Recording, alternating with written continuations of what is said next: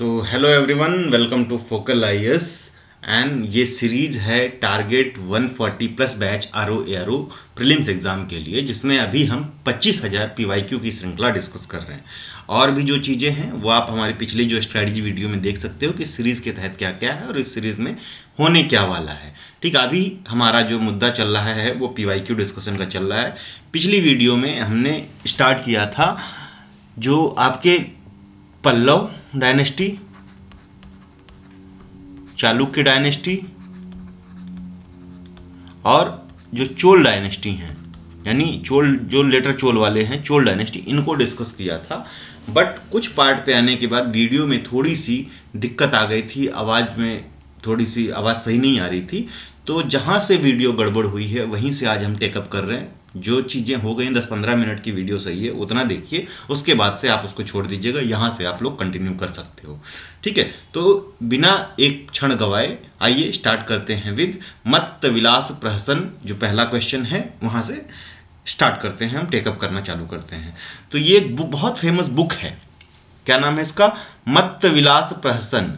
ठीक है, इसके लेखक कौन है? Who is the author of Mattavilasa Prahasana, the famous book of Pallava dynasty.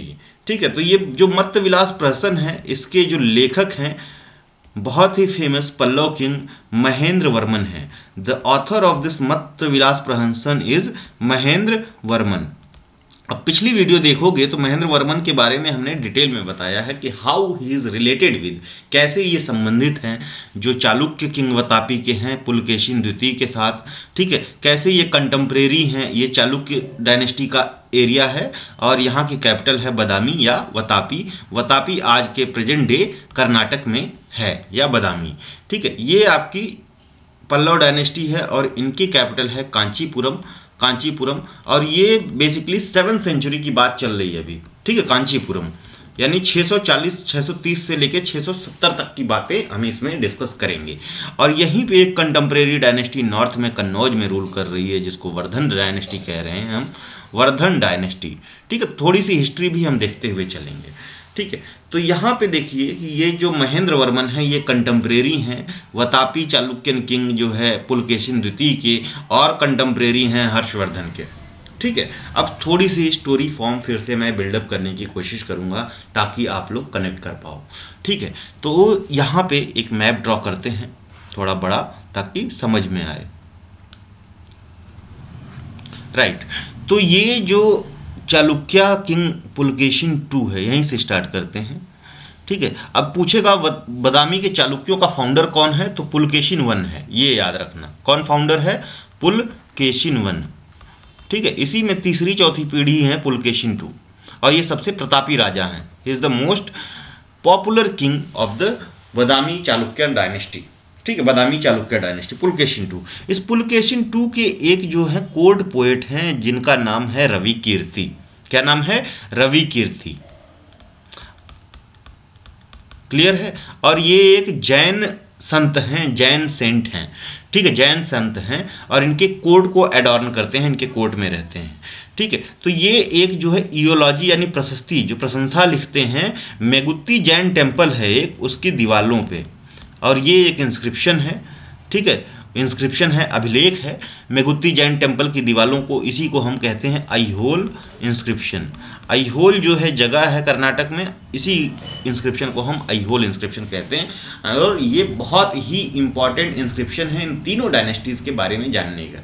तो रवि कीर्ति लिखते हैं अपने इस अइहोल इंस्क्रिप्शन में कि ये जो दक्षिण पथ अधीश्वर हैं, यानी दक्षिण जो पथ है उसके जो अधिष्ठाता हैं, जो राजा हैं, इन्होंने on the bank of Narmada, Narmada के किनारे, नॉर्दर्न बैंक नर्मदा के किनारे जो उत्तर पथीधीश्वर हैं यानी जो कन्नौज के राजा हर्षवर्धन हैं, इनको डिफीट किया था पुलकेशिन 2 ने। यानी ये हुए हर्षवर्धन के कंटेम्प्रेरी। अब ये जो पल्लव राजा हैं कांचीपुरम के, महेंद्र वर्मन भी इनके कंटेम्प्रेरी हैं, महेंद्र। ठीक है, इन्होंने महेंद्र वर्मन को भी डिफीट किया, पुलकेशिन द्वितीय ने महेंद्र वर्मन को डिफीट किया। तो महेंद्र वर्मन चाहे युद्ध नीति में उतने कुशल ना रहे हों, लेकिन इनका आर्किटेक्चर में बहुत बड़ा योगदान है, इनका जो है राइटिंग में बहुत बड़ा योगदान है। ठीक है, मतलब ये पर्सन है आर्ट एंड आर्किटेक्चर वाले महेंद्र वर्मन। ठीक है, तो यहाँ से जो महेंद्र वर्मन का टाइम है, जो पल्लव कांचीपुरम में स्टार्ट होता है टाइम 7th सेंचुरी में, यानी 630-35 के समय में, तो ये टाइम इनका जो है फ्लरिशिंग एज मानी जाएगी। फ्लरिशिंग एज की स्टार्टिंग कह लो, नर्सरी पड़ती है द्रविडियन आर्किटेक्चर की या द्रविड़ कला शैली की। ठीक है, तो ये लोग बनाएंगे रथ, जो नॉर्मल मंदिर बनाएंगे, गुफाओं जैसे मंदिर बनाएंगे, रथ बनाएंगे, मंडप बनाएंगे। ठीक है, मंडप बनाएंगे, यहाँ से स्टार्ट होता है। ठीक है, और इनको हराते हैं पुलकेशिन द्वितीय। अब ये महेंद्र वर्मन के पुत्र हैं, उनका नाम है नरसिंह वर्मन फर्स्ट। याद रखना नरसिंह वर्मन, क्योंकि फर्स्ट बोल रहे हैं तो और भी नरसिंह वर्मन होंगे। ये जो नरसिंह वर्मन फर्स्ट है, महेंद्र वर्मन के पुत्र जो हैं, ये बहुत अच्छे रेसलर हैं, कुश्ती वाले हैं, कुश्ती करने वाले, इसलिए इनको एक टाइटल दिया जाता है ममल्ल का। क्या टाइटल है? ममल्ल। ममल्ल मतलब द गुड रेसलर। ठीक है, ममल्ल का टाइटल मिलता है।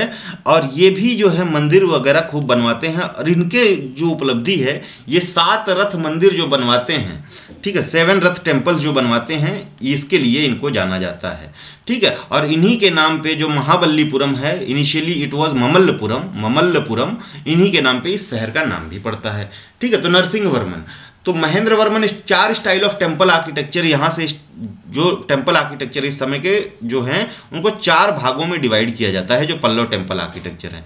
एक महेंद्र वर्मन स्टाइल, एक ममल्ल स्टाइल, ठीक है, या नरसिंह वर्मन स्टाइल, दूसरा नरसिंह वर्मन 2 हैं, और भी प्रतापी राजा हैं इसी उसके, और इनका आर्ट एंड आर्किटेक्चर में भी काफ़ी योगदान है। ये जो नरसिंह वर्मन 2 हैं, इनका जो टाइटल है वो राजसिम्हा है, क्योंकि नरसिंह वर्मन स्टाइल तो एक हो ही गया, तो इनका जो टेम्पल बनता है इसको राजसिम्हा स्टाइल कहते हैं। और आखिरी जो है वो नंदी वर्मन है, इनके समय जो टेम्पल बनता है वो नंदी वर्मन स्टाइल है। तो ये टेम्पल आर्किटेक्चर जब भी पूछे, Mahendra Varman style, Rajasimha style, Mamalla style, Narasimha Varman style, Nandi Varman style, तो आपको सीधे बताना है कि ये पल्लवों के टेम्पल आर्किटेक्चर है। क्लियर है? पल्लवों के।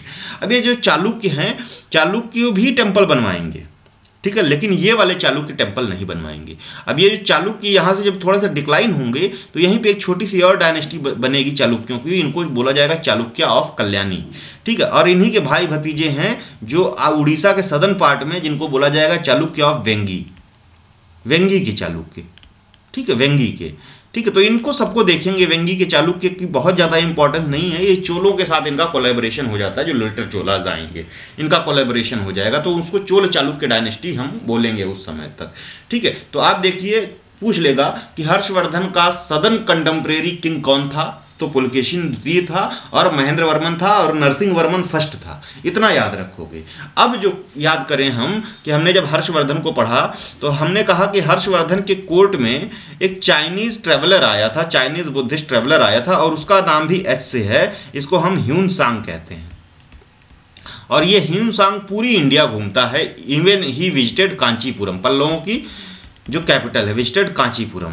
और कांचीपुरम के बारे में अच्छी जानकारी ये देते हैं, कहते हैं कि बुद्धिज्म तो हर जगह डिक्लाइन पे है, लेकिन इतना भी खत्म नहीं हुआ है बुद्धिज्म। ठीक है, तो कहते हैं कि ये जो कांची में जो गथिकाज हैं, यहाँ पे बुद्धिस्ट टीचिंग जो है सिखाई जाती है। अब ये गथिका जैसा टर्म आपको आ जाए, गथिका क्या होता है, तो गथिका इज बुद्धिस्ट लर्निंग सेंटर। ठीक है, बुद्धिज्म पढ़ने की जगह, ठीक है, गथिका। तो ये भी यहाँ साउथ तक आते हैं, कौन? ह्यून सांग। और मैंने आप लोगों को शायद सिखाया था, अगर आपको याद हो, ठीक है, कि ह्यून सांग और फाहिन, 2 लोगों को जरूर याद रखेंगे। तो 3 हमारे पास चाइनीज ट्रेवलर हैं, एक है फाहिन है, फाहिन है, दूसरा है ह्यून सांग है, और तीसरे हैं आइसिंग हैं। हमने कहा कि ये जो फाहिन आए हैं, ये 4th-5th सेंचुरी में आए हैं, 399 के आसपास आए हैं, 4th सेंचुरी में आए हैं, 4th और 5th सेंचुरी में रहेंगे। और 4th और 5th सेंचुरी गुप्ता काल का इरा है, और टू बी प्रिसाइज तो ये चंद्रगुप्त विक्रमादित्य 2 का इरा है, जिसको मेहरौली पिलर इंस्क्रिप्शन में चंद्रा नाम दिया गया है। चंद्रगुप्त विक्रमादित्य 2 का इरा है, तो ये चंद्रगुप्त विक्रमादित्य 2 के दरबार में आते हैं। ठीक है, और ये जो है एक बुक लिखते हैं भारत की यात्रा वृत्तांत पे, उसका नाम है फू यो की, याद रहेगा, फू यो की। तो फू यो की नाम की इनकी पुस्तक है। ठीक है, तो फाहिन ने लिखी फुयो की, ऐसे याद रखो। ठीक है, चंद्रगुप्त विक्रमादित्य टू के, और ह्यूनसांग हर्षवर्धन से रिलेटेड हैं तो एच फॉर एच, और ये जो बुक लिखते हैं इसका नाम है सुयो की, ये भी इनकी यात्रा वृत्तांत है। तो इतना आप याद रखोगे। इसी के 10-20 साल आइसिंग आते हैं 660-70 के आसपास में। ठीक है, आइसिंग का टाइम पीरियड है इंडिया में आने का। तो इतना आप लोगों को एटलीस्ट याद रखना है। और ये जो मत्त विलास प्रहसन बुक है, इसी वजह से मत्त विलास मतलब होता है कि जो क्यूरियस माइंडेड पर्सन है, जिसका मत्त जो है विलासिता में लीन रहता है, लेकिन विलासिता ऐसी नहीं कि जो आप कुछ गलत काम कर रहे हो, मतलब मत्त से वो विलास करता है, दिमाग से विलास करता है, शरीर से नहीं। ठीक है, तो ये मत्त विलास प्रहसन जो है, इसका इनका टाइटल भी मत्त विलास है, और नंबर ऑफ टाइटल इनके पास हैं। और क्या टाइटल महेंद्र वर्मन के पास थे, ये आप लोग कमेंट में बताइएगा। अब ये देखिए कि 2010 के यूपी यूडीए और एलडीए यानी आरओ का जो 2010 का पेपर हुआ था, तब क्वेश्चन ये पूछा गया है। ठीक है, तो इस तरह के क्वेश्चन की प्रवृत्ति फिर से रिपीट हो सकती है। दूसरा क्वेश्चन है, तीसरी शताब्दी में वारंगल प्रसिद्ध क्यों था? ठीक है, तो तीसरी शताब्दी में वारंगल जो है प्रसिद्ध था, तो यहां पे तो पहला आंसर हमारा महेंद्र वर्मन है, महेंद्र है। ठीक है, तीसरी शताब्दी में वारंगल जो है ये ककतीय डायनेस्टी की राजधानी है। ककतीय यानी जो उड़ीसा का और आंध्रा, नदन आंध्रा और उड़ीसा का पार्ट है, ककतियाज, ककतीय डायनेस्टी की क्या है, कैपिटल है वारंगल। याद रहेगा। तो एक तो ये हम जान लिए कि ककती की कैपिटल है। इसकी एक बहुत फेमस क्वीन है, उनका नाम है रुद्र महादेवी, रुद्र महादेवी। अब ये किसकी पुत्री है रुद्र महादेवी, आप लोगों को कमेंट में बताना है। ये लोग फेमस हैं अपने आर्किटेक्चरल स्टाइल के लिए, जो कि अगर ये मान लीजिए कोई घर बन रहा है तो उसमें पहले नींव की खुदाई होती है। ठीक है, नींव, तो इसमें ये लोग सैंड बॉक्स टेक्निक का यूज करते थे। क्या होती थी सैंड बॉक्स टेक्निक, पूछेगा। Sand box technique is related to, तो ककतियों से रिलेटेड है, ककतियाज से रिलेटेड है, वारंगल से रिलेटेड है। सैंड बॉक्स टेक्निक यानी ये न्यू में पहले जो है ढेर सारा सैंड भरते थे, और ये सैंड भरने की वजह से ये बिल्डिंग शॉक एब्जॉर्ब कर पाती थी, यानी बिल्डिंग बिकम शॉक प्रूफ, और इससे ये अर्थक्वेक रेजिस्टेंस बिल्डिंग बन जाती थी। ठीक है, अर्थक्वेक रेजिस्टेंस बिल्डिंग बन जाती थी। लेकिन यहाँ पे जो प्रश्न में आंसर था कि 3rd सेंचुरी में वारंगल क्यों फेमस था, तो ये जो मेटलर्जी के लिए फेमस था, वो भी किसके, आयरन मेटलर्जी के लिए, लौह की कांस्यकारी के लिए फेमस था। ठीक है, 2003 का यूपीपीसीएस प्री में क्वेश्चन पूछा गया। ठीक है, अब तीसरा क्वेश्चन है, संस्कृत के कवि और नाटककार कालिदास का उल्लेख हुआ है, तो वही जो हमने बात की थी पुलकेशिन द्वितीय का ऐहोल इंस्क्रिप्शन जो है, जिसको रवि कीर्ति ने लिखा है, ऐहोल इंस्क्रिप्शन।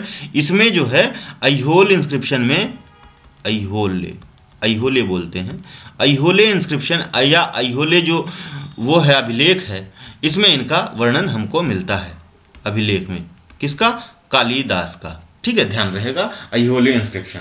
आगे बढ़ते हैं। ठीक है, फिर जो है ये कब 2013 UPPCS mains GS first paper में पूछा गया, तो 2017 तक जो है जो यूपीपीसीएस होता था मेंस, ये भी जो है ऑब्जेक्टिव होता था, और that was a golden chance for the people. तो उस समय क्या है, मेंस भी लोगों का क्लियर हो जाता था घटना चक्र पढ़ के। ठीक है, लेकिन अब ऐसा नहीं रहा है। अब यूपीपीएससी और यूपीएससी लगभग एक लाइन पे चलते हैं। ठीक है, तो एक चालुक्य अभिलेख के तिथि अंकन के शक संवत का वर्ष 556 दिया हुआ है। ठीक है, तो इसका तुल्य वर्ष क्या होगा, तो शक संवत का वर्ष जो है इतना दिया हुआ है, तो शक जो इसका तुल्य वर्ष, तो शक संवत है 78। ठीक है, तो 556 में अगर आप 78 ऐड कर दोगे, 556 प्लस 78, 8 6 14, 7 5 12 1 13, 5 1 6, 634 आंसर होगा आपका। यूपीपीसीएस मेंस जीएस पेपर 1 2002 में पूछा हुआ प्रश्न है। इस तरह के प्रश्न आते हैं। अगला जो प्रश्न है, ये भी हमारा पल्लवों पे फिर से हम आ गए। तो देखिए पल्लवों पे कितना क्वेश्चन, साउथ इंडियन हिस्ट्री से क्वेश्चन भर भर के पूछ रहा है यूपीपीसीएस। ठीक है, तो प्रसिद्ध संस्कृत लेखक दंडित ये किसकी कोर्ट में अलंकृत थे या अडॉन करते थे, किसकी कोर्ट को, तो ये जो पल्लव राजा महेंद्र वर्मन अभी हमने देखा है ना, कांची के महेंद्र वर्मन के कोर्ट में ये अलंकृत थे दंडिन। और दंडित आए कहाँ थे, तो ये कश्मीर से भाग के यहाँ आए थे, कश्मीर से इनको निष्कासित कर दिया गया था। ठीक है, अब दंडिन की एक बहुत फेमस बुक है। ठीक है, उस बुक का नाम है, the book written by Dandin is Dash Kumar चरित, दश कुमार चरित। याद रहेगा आप लोगों को। ठीक है, और जरूर याद रखिएगा, बहुत इंपॉर्टेंट लेसन चल रहा है ये, हर एक शब्द जो है इंपॉर्टेंट है आपके परीक्षा में, ये प्रश्न देख सकते हैं। 10 Kumara Charita is written by famous Sanskrit poet Dandin. ठीक है, और दांडिन कहां के रहने वाले थे? तो कश्मीर के रहने वाले थे। ठीक है, कश्मीर के रहने वाले थे। अभी आप देखोगे कि जो मैं बता रहा हूं अभी बाद में उस तरह के क्वेश्चन भी आपको देखने को मिलेगी। पल्लव राजा जिसकी उपाधि राज सिंह थी, अभी देख लिया आपने, राज सिंह थी। हमने बात की थी कि एक नरसिंह वर्मन 1 था, एक नरसिंह वर्मन 2 था। नरसिंह वर्मन 1 की जो उपाधि थी, जो महेंद्र वर्मन का पुत्र था, उसकी ममल्ल उपाधि थी। ठीक है, और ये ममल्ल क्यों थी? क्योंकि he was a great wrestler. ठीक है, ममल्ल उपाधि थी और इसने जो है पुलकेशिन द्वितीय को हराया था, क्योंकि इसके पिता को पुलकेशिन द्वितीय ने हराया था। तो ये ममल्ल यानी नरसिंह वर्मन 1 ने पुलकेशिन द्वितीय को हराया था और बदामी पे विजय प्राप्त की थी, वातापी पे विजय प्राप्त की थी। इसी वजह से इसका एक टाइटल जो है, यानी जो नरसिंह वर्मन 1 है, इसका टाइटल जो है क्या है? वातापी कोंडा भी है। वातापी कोंडा, कोंडा मतलब विक्टर। ठीक है, वातापी कोंडा, ममल और नरसिंह वर्मन 1। नरसिंह वर्मन फर्स्ट, ये तीनों एक ही हैं। अब यहां पे पूछा कि राजसिंह की उपाधि किसकी थी? मैंने टेंपल आर्किटेक्चर बताया कि 4 तरह के टेंपल आर्किटेक्चर को हम 4 भागों में डिवाइड कर रहे हैं पल्लवों के। तो ये जो नरसिंह वर्मन 2 था, नरसिंह 2 था, जो इसकी जो उपाधि थी वो राजसिंह थी। ठीक है, 2006 के यूपी पीसीएस, अरे यूपी आरओ में, ये भी 2006 में पूछा गया। तो 2 क्वेश्चन देख रहे हो 2006 में आपको सीधे पल्लव डायनेस्टी से मिल रहे हैं। तंजौर का बृहदेश्वर मंदिर बनवाया गया था। ठीक है, द तंजौर बृहदेश्वर मंदिर वॉज बिल्ड बाई हुम। ठीक है, तो अभी जब हमने पिछली क्लास में आप देखोगे तो हमने बात की थी चोलों की। एक चोल हमने देखा कि संगमेज के चोल हैं। ठीक है, संगमेज के पांड्य हैं, इनकी कैपिटल मदुरई है। संगमेज के चेर हैं, इनकी कैपिटल वेंगी है। ठीक है, वेंगी, और ये कि वेंगी यहाँ उससे कंफ्यूज मत करना। वंजी, सॉरी, इनकी कैपिटल वंजी है, वेंगी नहीं, वंजी कैपिटल है, VANJI, वंजी कैपिटल है। ठीक है, लेकिन ये 300 साल का ऐसा, जब ये 300 CE तक ये चलेगा, 300 साल का ऐसा पीरियड आएगा अप टू 600, जब यहाँ साउथ इंडिया के हिस्ट्री में आपको बहुत ज़्यादा कुछ पता नहीं है। पहले के हिस्टोरियन इसको dark age of south India के नाम से जानते थे। ठीक है, लेकिन अभी डिबेट है, ये इतने डीप में नहीं जाएंगे। तो 600 साल के बाद एक हमको फिर से चोल डायनेस्टी उभरती हुई दिखती है, जिसमें 900 आते आते जो है हमको एक इंपॉर्टेंट किंग दिखता है जिसका नाम है आदित्यवन, जिसकी राष्ट्रकूटों से लड़ाई हुई है। ठीक है, इसके बाद परांतक वन आते हैं, और ये परांतक अपने अभिलेख के लिए जाने जाते हैं। ठीक है, और उसमें क्या बताया गया है कि विलेज लेवल असेंबली में, सभा की असेंबली में चुनाव कैसे होता है। और ये सभा और उर 2 तरह की चीज़ें थी। परांतक वन के बाद जो सबसे इंपॉर्टेंट राजा है वो राजा वन है। ठीक है, तो बेसिकली ये जो परांतक वन है, परांतक फर्स्ट, ठीक है, इनके समय जो विलेज लेवल असेंबली में चुनाव कैसे होगा उसकी प्रक्रिया का वर्णन एक अभिलेख में किया गया है, मंदिर की दीवारों पे लिखा गया है। बेसिकली ये जो असेंबलीज होती थी इनको वरियम कहा जाता था। क्या कहा जाता था? वरियम। और ये वरियम 2 तरह की मेनली हैं, और भी हैं लेकिन हमको 2 तरह की पढ़नी है। एक पढ़ना है हमको उर, और एक पढ़ना है सभा।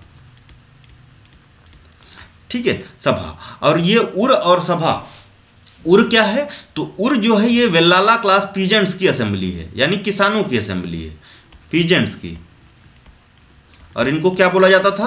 वेल्लाला बोला जाता, वेल्लाला क्लास पीजेंट्स की असेंबली है। और सभा जो है ये ब्राह्मणों की असेंबली, किसकी है? ब्राह्मण्स की।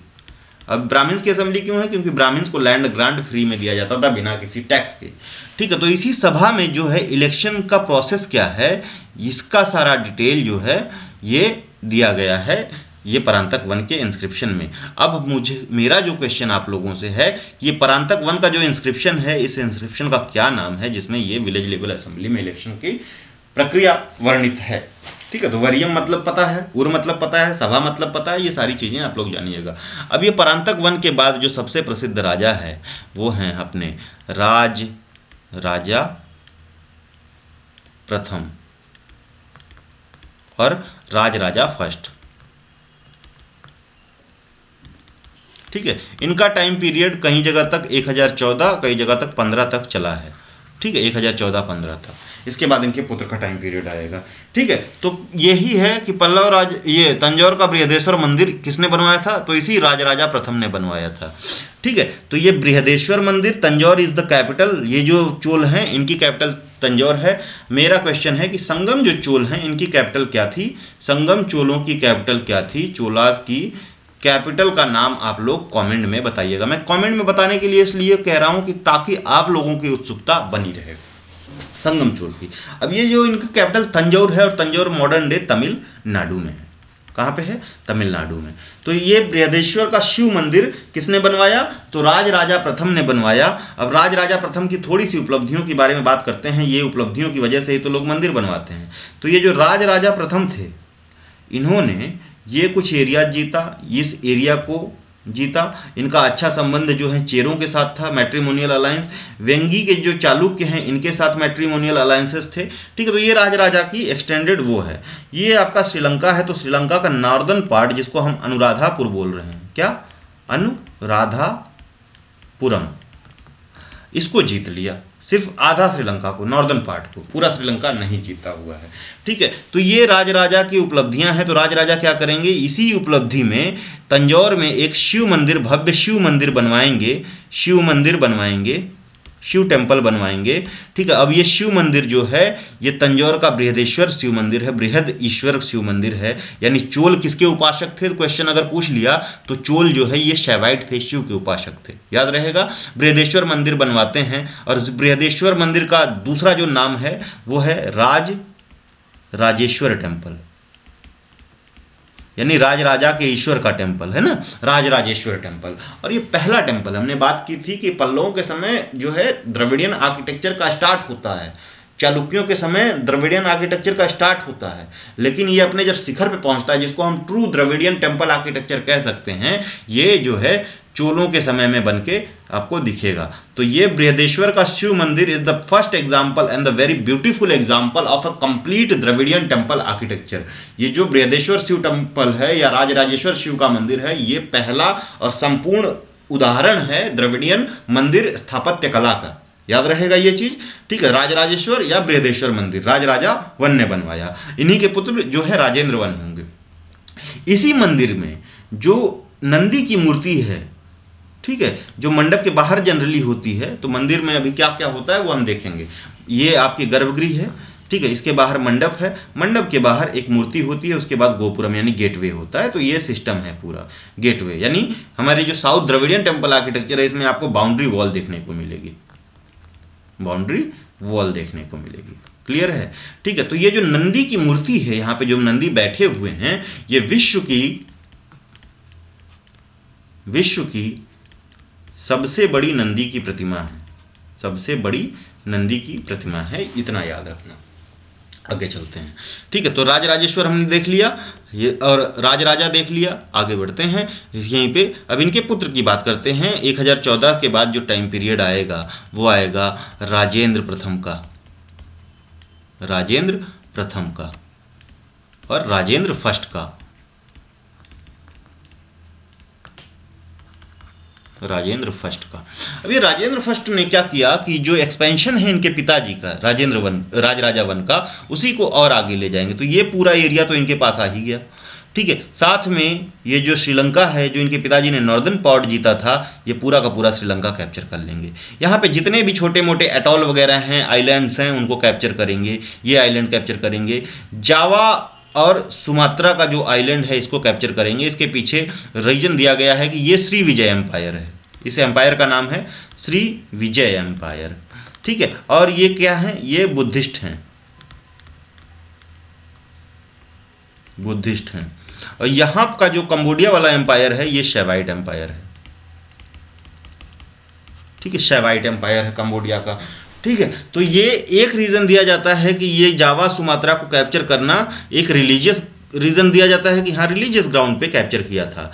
दूसरा, जो चाइना जो है आपका, चाइना से जो ट्रेड है उसके लिए जो मलक्का, स्ट्रेट ऑफ मलक्का वाला रूट एकमात्र था। और कहा जाता था कि श्री विजय एम्पायर यहाँ पे कस्टम टैक्स वसूलना चालू कर दिया था। दूसरा रीजन ये दिया जाता है कस्टम टैक्स को खत्म करने के लिए ये अटैक था, ठीक है। तो इन्होंने पूरा का पूरा ये एरिया, ठीक है, अप टू बंगाल तक, बंगाल तक कैप्चर कर लिया। ठीक है, बंगाल तक। अब देखिए कि ये एरिया कैप्चर किया तो यानी ये पूरा का पूरा बे ऑफ बंगाल जो है ये चोलाओं के अधीन आ गया, इसलिए बे ऑफ बंगाल को इस समय चोला लेक के नाम से भी जाना जाता था। ठीक है, हिस्टोरियंस इसको चोला लेक कहते हैं। ठीक है, तो ये तो श्री विजय एम्पायर को जीता। दूसरा है ये इनका जो राजेंद्र प्रथम का जो अटैक होता है वो नॉर्थवर्ड होता है और पॉसिबली, ठीक है, क्लियर नहीं है, यहाँ पे पाला डायनेस्टी का रूल था। किसका? पाल राजाओं का आधिपत्य था। अब ये पाला डायनेस्टी को हराते हैं गंगा नदी के किनारे, तो इनको एक टाइटल मिलता है गंगई कोंड, गंगई कोंड का टाइटल मिलता है। ठीक है, तो यहाँ पे इनको गंगई कोंड का टाइटल मिलता है और ये तंजौर में आसपास आके एक कैपिटल बनाते हैं जिसका नाम है कैपिटल का गंगई कोंड चोलापुरम, गंगई कोंड चोलापुरम। ठीक है, कैपिटल का नाम, इनका टाइटल, एक लेक भी बनाते हैं गंगई कोंड लेक यहीं पे। ठीक है, तो ये जो है और एक टेम्पल भी बनवाएंगे। टेम्पल का नाम आप लोगों को, राजेंद्र वन ने जो टेम्पल बनाया उस टेम्पल का नाम कमेंट में बताना है और कहाँ बनाया। ठीक है, ये टेम्पल सिमिलर टेम्पल है, बृहदेश्वर मंदिर का सिमिलर रेप्लिका है, इसी जैसा है, लेकिन थोड़ा सा छोटा है इससे। ये कहा जाता है कि ये अपने पिताजी के सम्मान में इसकी हाइट उससे बड़ा इन्होंने नहीं किया। तो ये सारी कहानी रही राजेंद्र वन की। 2011 यूपीपीसीएस एई में ये प्रश्न पूछा गया। आगे बढ़ते हैं। ठीक है, तो यहाँ तक तो हमने देख लिया। नाउ सही सुमेलन बताना है, ये है question basically match the following में, और ये सही सुमेलित है, इसमें कोई वो नहीं। ठीक है, तो यहाँ पे पूछा है कि वो कंटेम्प्रेरी राजाओं के नाम बताइए जो समुद्रगुप्त के, यानी जो गुप्ता रूलर हैं और ग्रेटेस्ट गुप्ता रूलर हैं, इनके कंटेम्प्रेरी थे या समकालीन थे। ठीक है, तो बेसिकली हमारी एनसीईआरटी में हमको एक चीज याद रखना होगा कि एक जो है विष्णु गोपा नाम का पल्लव राजा था। कैसा राजा था? ये कांची का राजा था, पल्लव किंग था, ये समुद्रगुप्त का कंटेम्प्रेरी है। ठीक है, बाकी ये ना भी पता हो और ना भी नहीं पता करना भी चाहिए, क्योंकि ज़्यादा फॉर्डर आपको नहीं लेना है। ठीक है, तो विष्णु गोपा पल्लव किंग इनका समुद्रगुप्त का कंटेम्प्रेरी था। आगे बढ़ते हैं, यानी ये विष्णु गोपा किससे, महेंद्र वर्मन से पहले रहा होगा, ये आप लोग अनुमान लगा सकते हो, राइट। तो यानी पल्लवों की जो ब्रांच है, पल्लव मीन्स बेसिकली ये ब्रांच से ही होता है, मतलब पल्लव का मतलब होता है ब्रांच ऑफ द ट्री। इस वजह से जो है ये कहा गया कि जो पहले वाले जो चोला थे उन्हीं से एक ब्रांच निकल के आई है, इसलिए इनको पल्लव कहा गया है। ठीक है, पल्लव कहा गया। आगे बढ़ते हैं, तो पल्लवों का फाउंडर कौन था ये भी आप लोगों को कमेंट में बताना है। Who was the founder of Pallavas? ठीक है, पल्लवाज। अब ये विष्णु गोपा याद रखोगे। अब ये पता कैसे चल रहा है कि समुद्रगुप्त के समकालीन है? तो हमने बात की थी जब हम गुप्ता डायनेस्टी पढ़ रहे थे, गुप्ता एज पढ़ रहे थे, तो हमने बात की कि अभी तो हमने एक इंस्क्रिप्शन अभिलेख देखा, किसका? रवि कीर्ति का, पुल ऐहोल वाला। अब हमको पता है कि गुप्ता किंग जो है ये समुद्रगुप्त इनका भी एक अभिलेख है। इस अभिलेख का नाम है प्रयाग प्रशस्ति। अब प्रयाग प्रशस्ति है, प्रशस्ति किसी का गुणगान हो रहा है तो वो अपने से तो करेगा नहीं। ठीक है, तो ये जो प्रयाग प्रशस्ति है इन्हीं के court poet, governor etcetera, military commander Harisena ने लिखवाई थी। क्या नाम था? हरिसेन या हरिसेन। हरिसेन ने इसमें जो समुद्रगुप्त की वेरियस जो विक्ट्रीज हैं उसको बताया था, इनके जो फ्रेंडली रिलेशंस हैं विद साउथ इंडियन कंट्रीज उसको बताया था। ये सारी बात जो है हरिसेन अपनी प्रयाग प्रशस्ति में समुद्रगुप्त की प्रशंसा में करते हैं। और एक चीज़ याद रखना कि गुप्ता डायनेस्टी की जो शुरुआत है, हमने बात की थी कि श्रीगुप्त के समय में हुई थी, है ना। श्रीगुप्त के टाइम पे गुप्ता डायनेस्टी का फाउंडेशन होता है 275 सीई के आसपास में। ठीक है, लेकिन ये अभी जो है ये महाराजा का टाइटल यूज कर रहे हैं श्रीगुप्त। किसका? महाराज का। महाराजाधिराज का टाइटल नहीं यूज कर रहे हैं, महाराज का टाइटल यूज कर रहे हैं। महाराज का मतलब कि ये सामंत हैं किसी के, महाराजाधिराज नहीं, किसी के अधीन काम कर रहे हैं। तो किसके अधीन? तो कुषाणों के अधीन ये काम कर रहे थे, ऐसा अनुमान लगाया जाता है।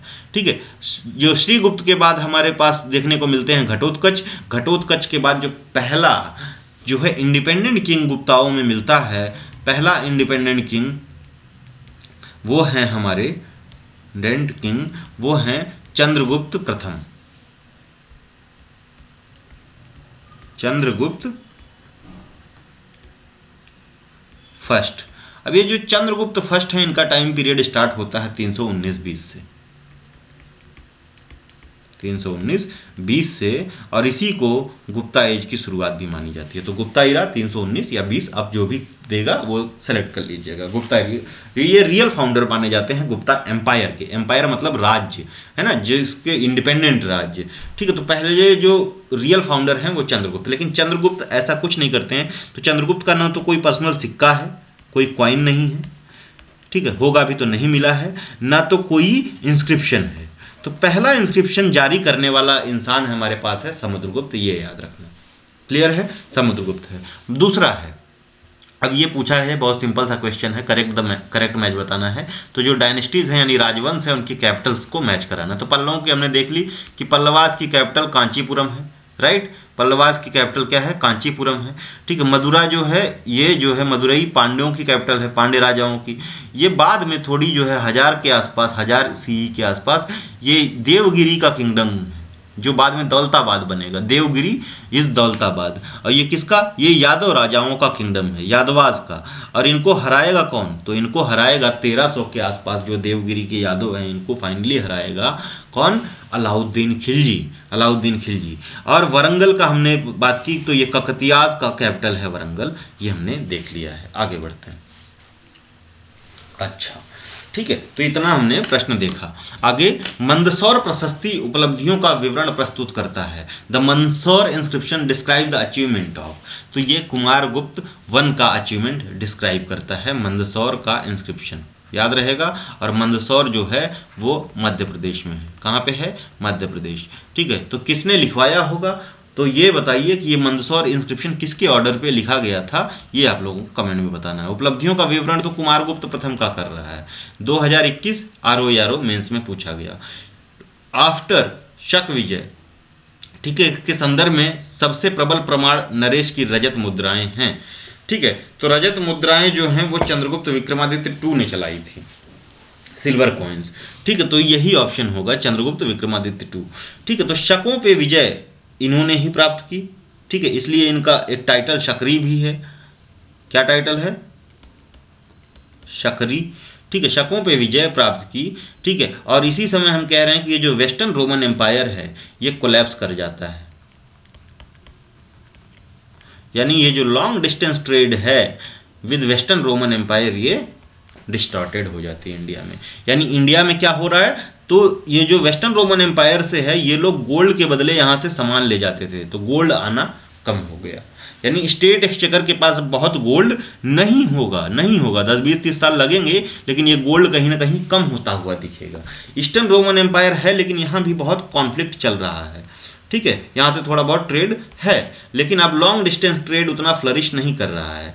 तो यहाँ पे देखोगे कि यहाँ पे रेशम बुनकरों की एक श्रेणी है, गिल्ड है, वो भी शिफ्ट कर जाएगी। और ये भी पता हमको मंदसौर इंस्क्रिप्शन में ही चल रहा है, ठीक है। श्रेणी जो है, गिल्ड क्या है, गिल्ड एक समूह होता है। गिल्ड क्या है, या जिसको गुप्ता पीरियड में हम एक श्रेणी जैसा नाम देखते हैं, श्रेणी है, ये क्या है, ये एक समूह है। जैसे एक तरह की गिल्ड है, एक तरह का व्यवसाय करने वाले लोग हैं, यानी लोहार है, सुनार है, या तेल बेचने वाला है, तेलिया है, ठीक है। तो ये क्या करेंगे, ये अपने अपने गिल्ड या श्रेणी बनाएंगे। अब ये उस श्रेणी में एक ही तरह का व्यापार करेंगे। अब इस श्रेणी को में इलेक्शंस होंगे, लोग चुने जाएंगे, ठीक है, चुने जाएंगे। और इसका मल्टीपल फंक्शन होगा। ये एज एन एजुकेशनल इंस्टीट्यूशन चलाएगी, बैंक की तरह फंक्शन करेगी, हॉस्पिटल्स बनवाएगी, ठीक है, बैंक की तरह फंक्शन करेगी। श्रेणी में किसी को लोन की जरूरत है तो लोन देगी। ये सारे काम श्रेणी कर रही है, ठीक है। तो ये जो है यहाँ पे गुजरात कोस्ट पे एक श्रेणी है,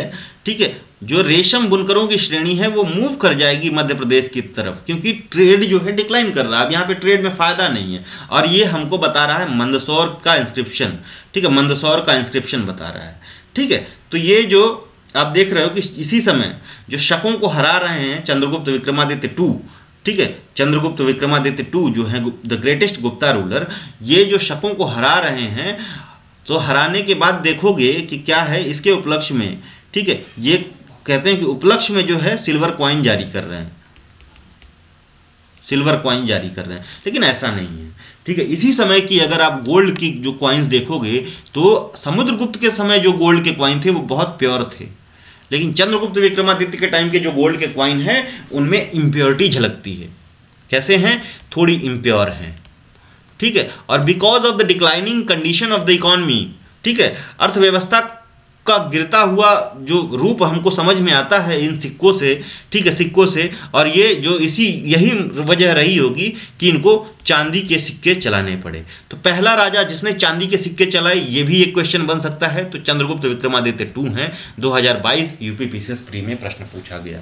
और बाद में देखोगे कि कुमारगुप्त के आते आते जो है तांबे की मुद्राएं चलाने का भी प्रयास किया जाएगा, ठीक है, तांबे की। रजत सिक्के जारी करने वाला पहला राजा, आंसर आप लोगों को मिल गया है, ये बताना नहीं है। तो देखिए कि 2010 में पूछा गया था और ये 2022 में इसी तरह का क्वेश्चन रिपीट किया गया। तो ऐसा नहीं है थीम रिपीट होती है, क्वेश्चन रिपीट हो ना हो, थीम रिपीट होगी, ये ध्यान दीजिएगा। भारत का नेपोलियन किसे कहा गया? सब लोग जानते हैं। किसको कहा गया? समुद्रगुप्त को कहा गया। क्यों कहा गया? Because of his victories. इसने पूरे भारत को जो है, तो सबसे ज्यादा एक्सपेंशन जो गुप्तों में किया है ना, वो चंद्रगुप्त विक्रमादित्य 2 नहीं है। सब लोग कहते हैं कि ही वॉज ग्रेटेस्ट रूलर, लेकिन इसने एक्सपेंशन सबसे ज्यादा नहीं किया है। सबसे अधिक एक्सपेंशन हुआ है समुद्रगुप्त के समय में, समुद्रगुप्त की तरफ समय में। तो यही जो प्रयाग प्रशस्ति है जो हरिसेन ने लिखी है, इसी में इन कहते हैं कि 13 नॉर्थ के राजाओं को, 17 जो है साउथ के राजाओं को इन्होंने डिफीट किया है, ये किया, फलाना ढिमकाना, नंबर ऑफ मुद्राएं चलाई हैं। किसी सिक्कों में इनको वीणा प्ले करते हुए दिखाया गया है, किसी में जो है हॉर्स राइडिंग, किसी में शेर को मारते हुए। इन्हीं के सिक्कों पे इनकी माता ध्रुवा देवी और इनके पिता जो है, जो पिता क्या नाम है इनका, चंद्रगुप्त प्रथम के भी जो है दृश्य मिलते हैं, ठीक है। और इसी अपने सिक्कों में इन्होंने जो है महाराजाधिराज का टाइटल बताया है। महाराजाधिराज महाराजाधिराज का जो टाइटल है, अब ये टाइटल आपको समझ में आना चाहिए कि क्या रीजन था, ठीक है। परम भत्तारक महाराजाधिराज जैसा टाइटल अडॉप्ट करने का रीजन क्या था? तो आप देखो कि जब ये साउथ के, नॉर्थ के छोटे छोटे राजाओं को डिफीट करते हैं, लेकिन ये सेंट्रलाइज्ड पावर नहीं चलाते हैं। जैसा जो सेंट्रलाइज्ड एडमिनिस्ट्रेशन था अशोक के समय में, वैसा एडमिनिस्ट्रेशन नहीं है। क्यों नहीं है? क्योंकि शायद रिसोर्सेज ना रहे हों उतने, ठीक है, या मिलिट्री ना रही हो। तो ये क्या करेंगे, इनका ये सेंट्रल जो रोल है यहाँ तक है, ठीक है। और यहाँ पे छोटे छोटे इनके सामंत हैं, जिनको जीता उनको सामंत बना दिया और कहा भाई जब हमें ज़रूरत पड़ेगी तो तुम हमें मिलिट्री सर्विस प्रोवाइड करोगे, ठीक है, कुछ ट्राइब्यूट्स देते रहोगे, ठीक है, ट्राइब्यूट्स देते रहोगे। और ये जो छोटे छोटे सामंत हैं, ये अपने आप को महाराज कह रहे हैं। क्या कह रहे हैं? महाराज कह रहे हैं। अब ये महाराज कह रहे हैं तो ये भी अपने आप को अगर महाराज कहेगा तो डिस्टिंग्विश कैसे होगा, उनसे अंतर कैसे कर पाएंगे? तो इस वजह ये रीज़न रहा होगा कि इसने महाराजाधिराज,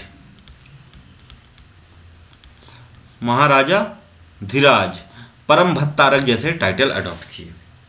समझ रहे हो आप लोग ये बातें? ठीक है, समझ रहे हो? इसी में, ठीक है, इसी जो अपने समुद्रगुप्त अपने एक सिक्के में अपने आप को टाइटल में लिच्छवी दौहित्र कह रहा है। लिच्छावी दौहित्र यानी लिच्छावियों का पुत्र, है ना। तो कहा जा रहा है कि हमारी जो बुक्स हैं ये बोल रहे हैं कि इस समय जो गुप्ताज हैं ये लोअर बर्थ ऑरिजिन के हैं, ठीक है, ये बहुत हाई क्लास के नहीं हैं। तो ये अपनी ऑथेंटिसिटी प्रूव करने के लिए, क्योंकि अगर आप जो है हाई क्लास के उस समय नहीं हो तो सोसाइटी एज एन किंग, क्योंकि एक प्रॉपर सेट पैरामीटर था समाज में। सेट पैरामीटर क्या था कि ब्राह्मण जो है वो पूजा पाठ कर सकता है, क्षत्रिय बस रूल कर सकता है, ठीक है, और इनको वैश्य कहा गया कि ये वैश्य हैं। तो ये अपनी ऑथेंटिसिटी साबित करने के लिए अपने आप को लिच्छावी दौहित्र कहेगा कि मैं लिच्छावियों का पुत्र हूँ। इनकी माता ध्रुवा देवी एक लिच्छावी प्रिंसेस थी, ठीक है, और ये इनके पिताजी मैट्रिमोनियल अलायंस भी इसी वजह से करेंगे, ठीक है। तो ये सारी चीज़ें आप लोग याद रखोगे, ठीक है। तो भारत का नेपोलियन समुद्रगुप्त को कहा गया because of his victories, expansion task जो उसने परफॉर्म किए, नॉर्थ साउथ ईस्ट वेस्ट हर जगह पे इसने कैप्चर किया, ठीक है। तो इसको नेपोलियन ऑफ इंडिया की संज्ञा दी है विंसेंट आर्थर स्मिथ ने।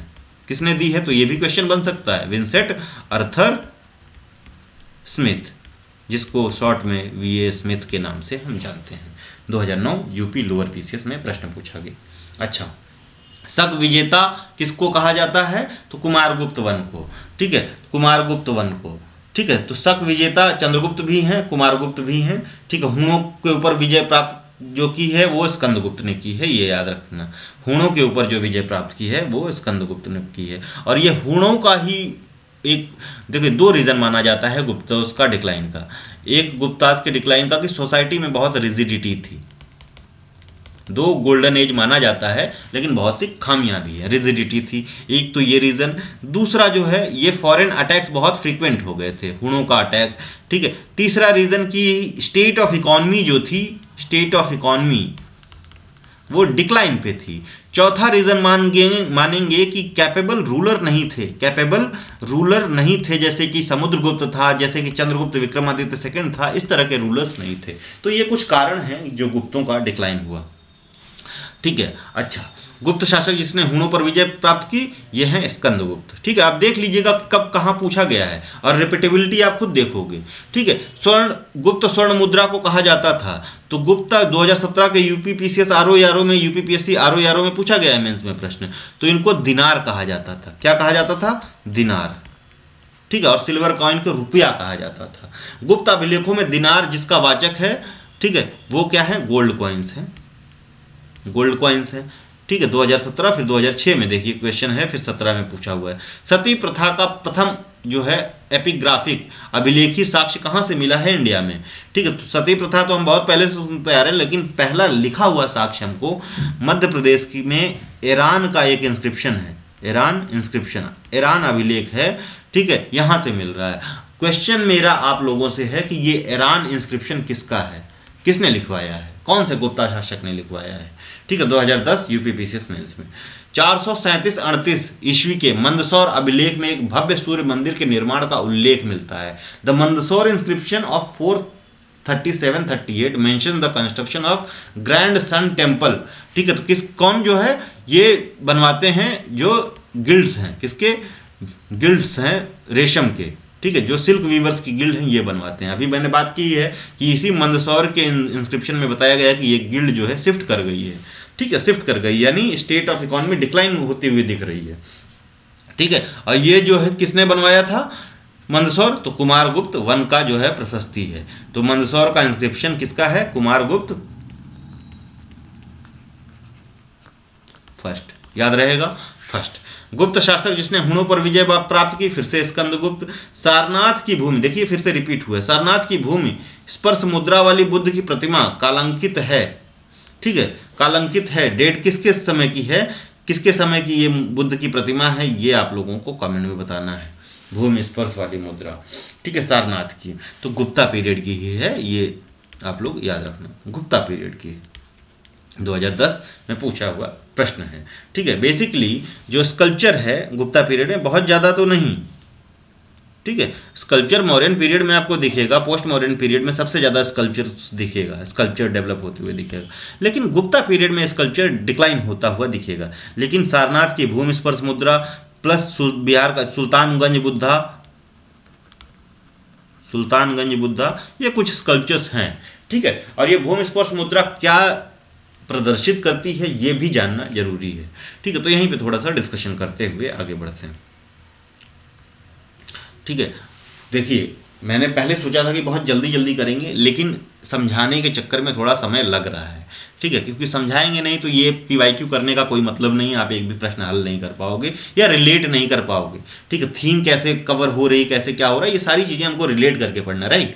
तो थोड़ा सा समझा के चल रहा हूँ, हिस्ट्री में थोड़ा टाइम लगेगा, ज्योग्राफी वगैरह थोड़ी जल्दी होगी, ठीक है। तो सारनाथ की जो भूमि स्पर्श मुद्रा है ये क्या दर्शाती है? तो बुद्ध जो है बैठे हैं योगिक पोस्चर में और अपना एक हाथ भूमि पे ऐसे रखे हुए, यही है भूमि स्पर्श मुद्रा, ठीक है। तो बेसिकली ये भूमि स्पर्श मुद्रा ये दर्शाती है कि जब बुद्धा एनलाइटेंड हुए, जब बुद्धा को ज्ञान प्राप्ति हुई, तो ज्ञान प्राप्ति करने के लिए किसी को बताना तो पड़ेगा कि हाँ विटनेस करो कि मैंने ज्ञान प्राप्ति कर लिया है। तो किसको बुला रहे हैं विटनेस करने के लिए? तो स्थावरा को बुला रहे हैं।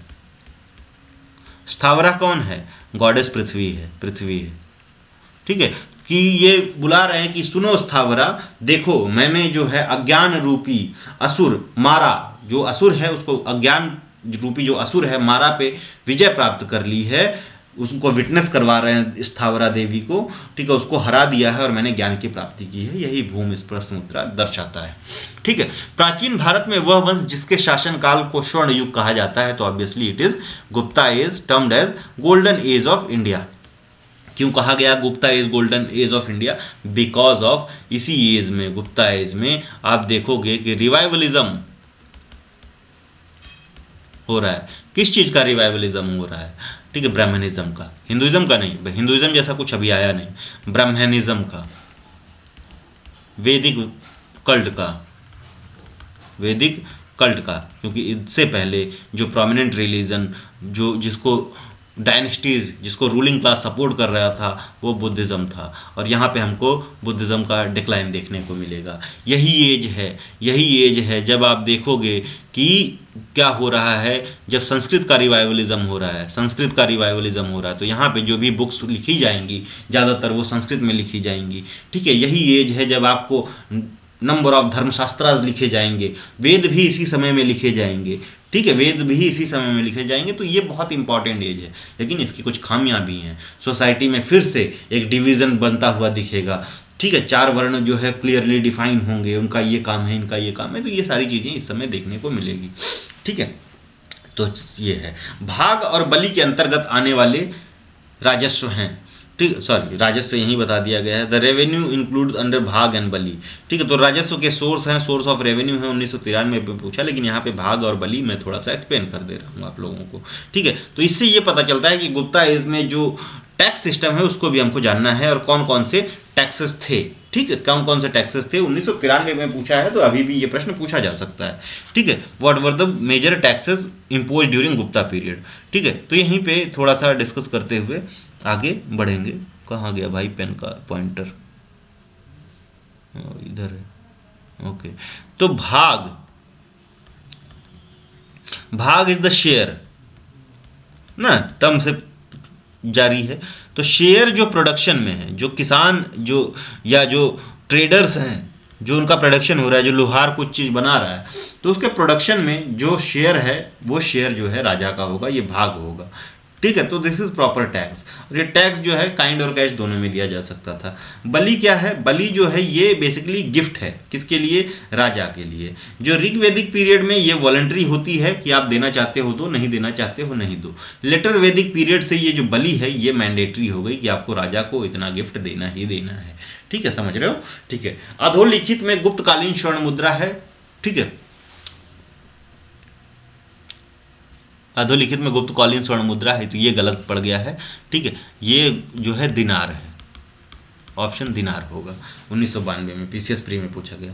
भारतीय दर्शन की प्रारंभिक शाखा है। ठीक है, तो हम बेसिकली जो इंडियन फिलोसफिकल स्कूल्स हैं, ठीक है, भारतीय दार्शनिक स्कूल हैं, जो विद्यालय हैं, तो बेसिकली इसको हम 6 स्कूल में डिवाइड करते हैं। 6 स्कूल ऑफ इंडियन फिलोसफीज के नाम से जानते हैं, जिसमें सबसे पहले इनको 2-2 की कैटेगरीज में रखा गया है, यानी 2 एक ही तरह की बातें करेंगी। तो पहले 2 को मैं डिस्कस कर दे रहा हूँ। तो बेसिकली जो पहली फिलॉसफी है, जो प्रारंभिक फिलॉसफी है भारतीय दर्शन की, ठीक है, वो है सांख्य दर्शन। क्या है? सांख्य दर्शन।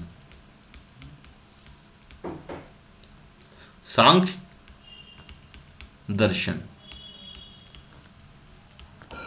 सांख्य स्कूल ऑफ इंडियन फिलॉसफी। ठीक है, ये सांख्य दर्शन। और इसके प्रोपाउंडर हैं, कौन है? कपिल मुनि। कपिल हैं, कपिल मुनि इसके प्रोपाउंडर हैं, इसके जनक माने जाते हैं सांख्य दर्शन के। ठीक है, तो ये प्रारंभिक है। क्या कहती है ये सांख्य दर्शन, ये समझना है। ठीक है, तो ये कहते हैं कपिल मुनि अपने सांख्य दर्शन में कि जो जीवन है, ठीक है, इसमें हर चीज़ संख्या से जुड़ी हुई है। ठीक है, हर कड़ी जो है संख्या से जुड़ी है। तो आपके पास में कुछ चीज़ें हैं, ठीक है, संख्याएं हैं। ठीक है, इन संख्याओं को जब आप जान लोगे, ठीक है, तो आप जो है जीवन के रहस्य को समझ जाओगे। ठीक है, तो ये 23 जो है वस्तुएं हैं, इन्होंने बताई हैं, 23 चीज़ें हैं जिससे इंसान का निर्माण हुआ है। ठीक है, और ये अल्टीमेटली पहले इन्होंने 21 बताई थी, बाद में इसमें जो है आत्मा, ठीक है, सॉरी, ब्रह्म और प्रकृति को बाद में जोड़ा गया। कहीं जब सारी संख्याओं का आपको नॉलेज हो जाएगा, सारे एट्रीब्यूट्स को आप समझ पाओगे, तब आप जो है अल्टीमेटली क्या है, मुक्ति के मार्ग पे बढ़ जाओगे, सैल्वेशन की तरफ बढ़ जाओगे, मोक्ष की तरफ बढ़ जाओगे। ठीक है, और इस समझने के लिए भगवान वगैरह की बात नहीं कर रहे हैं। ठीक है, ये कह रहे हैं एकमात्र सॉल्यूशन है कि आप समझ पाओगे वो है ज्ञान। ठीक है, ज्ञान मार्ग है जिसके तहत आप इस चीज़ों को समझ पाओगे। ठीक है, तो इसमें भगवान जैसी कोई बात नहीं हो रही है। ठीक है, इसी फिलॉसफी से जुड़ी हुई एक फिलॉसफी है, ठीक है, वो है योग फिलॉसफी, योग। अब योग फिलॉसफी के प्रोपाउंडर पतंजलि है। अब इसमें अंतर क्या है, योग और सांख्य में अंतर जो है, जो सांख्य दर्शन है कपिल मुनि का, इसने माध्यम नहीं बताया, तरीका नहीं बताया कि ये कैसे ज्ञान प्राप्त होगा, कैसे हमको सॉल्यूशन मिलेगा, कैसे पहचानेंगे। इसने बताया कि हाँ पहचान लो बस, ठीक है, वो तरीका नहीं बताया। और ये जो योग है, इसने क्या बता दिया, इसने पद्धति बता दी, इसने तरीका बता दिया, इसने वे बता दिया, वे, ठीक है, वे बता दिया है कि कैसे आपको सैल्वेशन मिलेगा। तो कह रहे हैं कि मिलेगा कैसे, तो ये जो 8 योग मार्ग हैं, 8 योग मार्ग है, योग से मिलेगा। कैसे होगा, योगा से होगा। ठीक है, तो योगा से आपको सैल्वेशन मिलेगा। ठीक है, योगा से होगा। तो एक तो इन्होंने तरीका बता दिया, ठीक है, दूसरा इन्होंने भगवान को भी इसमें ला दिया, गॉड को भी ला दिया। ठीक है, तो दोनों चीजें हैं। ठीक है, इधर ज्ञान है, इधर भगवान और योग, दोनों ज्ञान के साथ तीनों चीजें हैं। ठीक है, तो समझ लिया। ठीक है, योग दर्शन के प्रतिपादक हमको यहाँ पे पतंजलि मिल रहे हैं, पतंजलि। ठीक है, योग दर्शन के प्रतिपादक पतंजलि हैं और सांख्य दर्शन के प्रतिपादक कपिल हैं। ठीक है, योग सूत्र नाम की इनकी पुस्तक है। ठीक है, पतंजलि की और कोई पुस्तक है तो हाँ जरूर है, अभी देखते हैं। अब न्याय के प्रतिपादक कौन है, तो अभी याद रखना, न्याय फिलॉसफी के प्रतिपादक ऋषि गौतम है और इनकी बुक का नाम है न्याय सूत्र, ऋषि गौतम है। आप देखो कितनी बार ये प्रश्न पूछे गए हैं, तो philosophy is very important topic. अब थोड़ा सा फिलॉसफी के बारे में और जानते हैं। ये 3 स्कूल मैंने आपको डिस्क्राइब किया है। ठीक है, हमारा जो school of philosophical school, Indian philosophical school of thought है, ये बेसिकली 2 पार्ट में डिवाइज्ड है। एक है, ठीक है, एक है आस्तिक और दूसरा है नास्तिक, ऑर्थोडॉक्स अनऑर्थोडॉक्स, है ना, ऑर्थोडॉक्स अनऑर्थोडॉक्स। तो ये जो आस्तिक और नास्तिक है, जो हम कॉमन लेमैन जो समझता है हमारे यहाँ, कहता आस्तिक वो इंसान जो भगवान को मानता है और नास्तिक वो जो भगवान को नहीं मानता। लेकिन इंडियन स्कूल ऑफ फिलोसफी ऐसे नहीं चलती है। फिर इंडियन स्कूल ऑफ फिलोसफी जो डिवाइडेड है आस्तिक और नास्तिक के बीच में, ये डिवीजन कैसे है, डिवीजन इस बेस पे है कि जो अथॉरिटी ऑफ वेदास में बिलीव करता है, वेदों की शक्तियों में विश्वास करता है, वो आस्तिक है, आस्तिक है। जो वेदों की शक्तियों में विश्वास नहीं करता वो नास्तिक स्कूल ऑफ फिलॉसफी है, नास्तिक दर्शन का पार्ट है। तो आस्तिक स्कूल ऑफ फिलॉसफी हमको 6 मिल रही हैं और नास्तिक स्कूल ऑफ फिलॉसफी बहुत हैं, लेकिन 3 हमको प्रोमिनेंट याद रखनी है। एक है बुद्धिज्म, दूसरा है जैनिज्म, तीसरा है चार्वाक। ठीक है, ये 3 नास्तिक school of philosophy, Orthodox school of philosophy आपको पता होनी चाहिए, अनऑर्थोडॉक्स स्कूल ऑफ फिलॉसफी। ठीक है, आस्तिक और नास्तिक। ठीक है, क्लियर रहेगा। ओके, आगे बढ़ते हैं। देन भारत में आस्तिक तथा नास्तिक संप्रदायों में विभेदक है, वही है बिलीव इन अथॉरिटी ऑफ वेदा। ठीक है, वेदों की शक्तियों में विश्वास। ठीक है, यूपीपीसीएस 2005 में प्रश्न पूछा गया मेंस में। कामरूप में वैष्णव धर्म को लोकप्रिय बनाया था। तो कामरूप जो है आज का आपका आसाम में है, कामरू कामाख्या आप लोग सुने होंगे। ठीक है, तो कामरूप इज इन असम। ठीक है, और यहाँ पे, ठीक है, वैष्णव धर्म का प्रतिपादन करने वाले बहुत ही फेमस भक्ति सेंट हैं, भक्ति सेंट हैं, भक्ति सेंट, इनका नाम है श्रीमंत शंकर देव, शंकर देव। अब शंकर देव की जो पोएम्स हैं, इनको क्या कहते हैं ये आपको कमेंट में बताना है। और इन्होंने कुछ जो है मठ बनवाए थे, उन जो रेसिडेंट्स बनवाए थे उनको क्या कहते हैं, ये 2 प्रश्न आपसे हैं, श्रीमंत शंकर देव। ठीक है, बीज गणित के क्षेत्र में विशेष रूप से जाने जाते हैं। तो बेसिकली भास्कर जो है, भास्कर के लिए को बीज गणित के लिए जाना जाता है। और ये भास्कर ने एक पुस्तक लिखी थी, बीज गणित, बीज गणित, है ना, बीज गणित नाम की पुस्तक लिखी। कालिदास द्वारा रचित मालविकाग्निमित्रम नाटक का नायक कौन है। तो कालिदास बहुत से नाटक लिखते हैं, बहुत सी पोएम्स लिखते हैं, जैसे कुमार संभव है, जामवंती कल्याणम है। ठीक है, तो ये कालिदास के नंबर ऑफ रचनाएं हैं, उसमें से मालविका अग्निमित्रम एक है। तो कालिदास किसके कोर्ट में थे, तो Kalidas was into the court of किसके थे, ये आपको बताना है। ठीक है, तो कालिदास चलिए, वन ऑफ नवरत्न थे, ये याद रखिए, ठीक है। गुप्ता रूलर था, ठीक है। अब किसके कोर्ट में थे ये बताना है। तो कालिदास एक पुस्तक लिखते हैं, मालविका अग्निमित्रम, और ये मालविका अग्निमित्रम जो है लव स्टोरी है। कैसी है? This is a love story of Agnimitra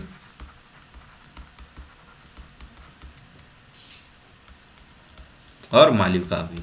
ये मालविका एक कर्टसियन थी, मालविका एक कर्टसियन थी, ठीक है। तो इनकी प्रेम कहानी है। और ये जो अग्निमित्र हैं, ये जो हिंदू किंग है after Mauryan dynasty, Pushyamitra Shunga, Shunga dynasty का संस्थापक पुष्यमित्र शुंग, इसका पुत्र है। क्लियर है? ठीक है। अब जब बात कर ही ली हमने पुष्यमित्र शुंग की, तो पुष्यमित्र शुंग को कहा जाता है कि इसने बौद्धिस्टों को मारा था, ठीक है, बोध गया का पेड़ उखाड़ दिया, ये सारी चीजें बात की गई हैं, ठीक है। लेकिन इसके बारे में जो यूपीपीसीएस क्वेश्चन पूछ सकता है, किसने 2 अश्वमेध यज्ञ करवाए हैं? क्या करवाया है? 2 अश्वमेध यज्ञ करवाए। और यहाँ ये हमको कैसे पता चल रहा है? तो इसका गवर्नर है, उसने जो है एक इंस्क्रिप्शन बनवाया है, ठीक है, उसमें ये डिटेल मिलती है, और उस इंस्क्रिप्शन का नाम है अयोध्या इंस्क्रिप्शन। कौन सा? अयोध्या इंस्क्रिप्शन। याद रहेगा पुष्यमित्र शुंग के बारे में। पुष्यमित्र के शुंग के कोर्ट को अडॉन करने वाले कौन से ऋषि हैं? ठीक है, तो पुष्यमित्र शुंग के कोर्ट में रहने वाले ऋषि हैं पतंजलि। याद रहेगा, वही पतंजलि जो अभी हमने योग सूत्र की बात की, योगा से होगा, ठीक है, पतंजलि रहते हैं। पतंजलि ने एक जो है कमेंट्री लिखी है, ग्रामर बुक लिखी है, ठीक है, ग्रामर बुक लिखी है, जो पणिनि की पहली संस्कृत ग्रामर है, ठीक है, ठीक है। पणिनि की जो है सबसे पहले जो संस्कृत ग्रामर पे बुक लिखी जा रही है, वो ऋषि पणिनि द्वारा लिखी जा रही है, पणिनि द्वारा लिखी जा रही है, और उसका नाम है महाभाष्य। और ये पणिनि जो है ये चाणक्य के समकालीन है, ठीक है। इसी पे पतंजलि जो हैं अपनी टीका लिखते हैं, कमेंट्री लिखते हैं, संस्कृत का ग्रामर लिखते हैं। महाभाष्य भी संस्कृत ग्रामर है, इसी महाभाष्य पे पतंजलि संस्कृत ग्रामर सॉरी, ये पणिनि की महाभाष्य नहीं, महाभाष्य पतंजलि की, पणिनि की, एक second, let me recall. Mahabhashya is written by Patanjali, it is a commentary on Panini's Ashtadhyayi. हाँ, तो महाभाष्य कमेंट्री है, कमेंट्री है किस पे? अष्टाध्यायी पे, अष्ट अध्यायी, ठीक है। तो ये जो महाभाष्य लिखी पतंजलि ने, फिर से क्लियर करिए कि पतंजलि ने संस्कृत ग्रामर के ऊपर एक बुक लिखी है, और ये बुक ओरिजिनली कमेंट्री है एक संस्कृत ग्रामर जो बहुत पहले लिखी गई, जो महर्षि पणिनि ने लिखी, जिसका नाम अष्टाध्यायी है। इसमें 8 अध्याय हैं। यूपीपीसीएस इस तरह के क्वेश्चन पूछता है, ठीक है, याद रहेगा। तो एक तो जो है महाभाष्य लिखी पतंजलि ने, दूसरी योग सूत्र लिखी है पतंजलि ने। बुक का नाम बहुत इंपॉर्टेंट है, ठीक है। कायस्थ जाति का सर्वप्रथम उल्लेख कहाँ मिला है? तो ये आपको बताना है। तो ये कायस्थ जाति का जो सर्वप्रथम उल्लेख हमको मिल रहा है, ठीक है, सर्वप्रथम उल्लेख हमको मिल रहा है, वो नारद स्मृति में मिल रहा है।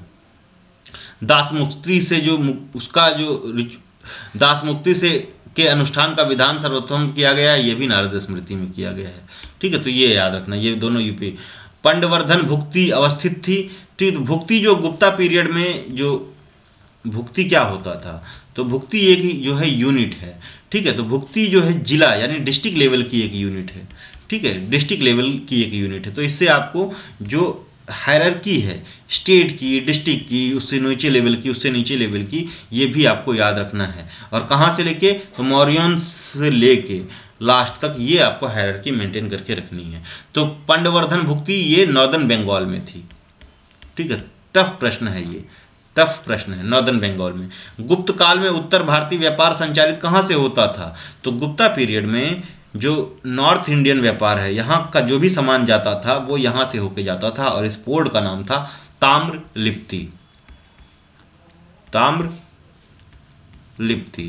ठीक है। और जो साउथ इंडियन और जो ये सेंट्रल इंडियन व्यापार है, ये जो है भरूच जो आज का है, इस समय इस पोर्ट का नाम था भृगु कच्छ, भृगु कच्छ, है ना, भृगु कच्छ से होता था। क्लियर रहेगा? ओके। सती प्रथा का प्रथम अभिलेखी संदर्भ प्राप्त हुआ है। मैंने बताया था कि मध्य प्रदेश के ईरान अभिलेख से।